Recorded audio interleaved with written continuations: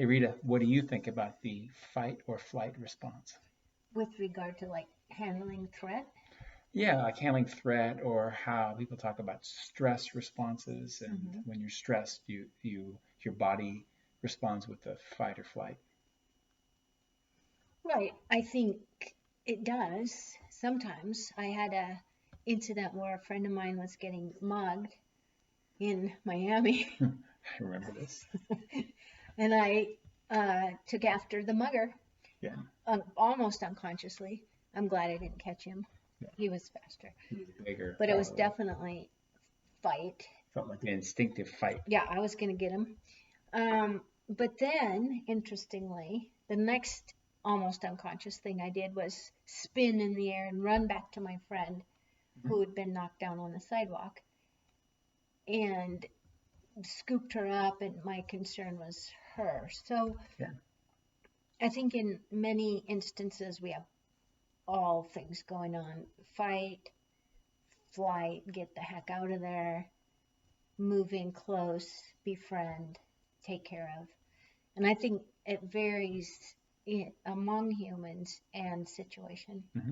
Yeah. Of course, you know that I am very annoyed at the reductionistic quality of the fight or flight response, Right. because I feel like it reduces humans to either we're going to be afraid and run, or we're going to be aggressive and fight. And there's so much more. And Shelley Taylor, who was uh, actually a rat psychologist at UCLA, did some research in the 80s around fight or flight, discovered that it was a lot based on male rats. Well, yeah. And I think reactivity, which I've been thinking about a lot lately, is also a part of this. I'm not sure it's wise to tend or befriend or fight or flight. We're humans. We can overlay all of those impulses. And so I'm kind of in favor of hold still and Mm-hmm. think, Mm-hmm. except, of course, if it's life threatening. Yeah. Um, and then choose among those things. But Yeah. this is the social relationship part of the class, right? Right. Yeah.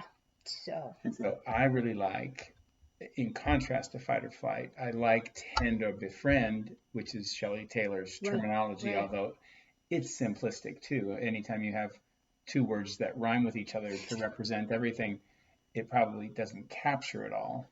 But it's very clever. It's clever. And you tend to remember it. That's right. Okay.